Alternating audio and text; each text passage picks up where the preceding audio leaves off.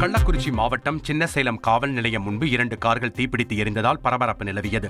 விபத்து மற்றும் மணல் திருட்டு வழக்கில் தொடர்புடைய கார்கள், டிராக்டர் ஆகியவை காவல் நிலையம் முன்பு நிறுத்தி வைக்கப்பட்டிருந்தன. இந்நிலையில் திடீரென 2 கார்கள் தீப்பிடித்து கொழுந்துவிட்டு எரிந்ததால் காவல் நிலைய பகுதி புகை மண்டலமாக காட்சியளித்தது. சம்பவ இடத்திற்கு வந்த தீயணைப்பு வீரர்கள் தீயை அணைத்தனர். எனினும் 2 கார்களும் முற்றிலும் சேதமடைந்தன.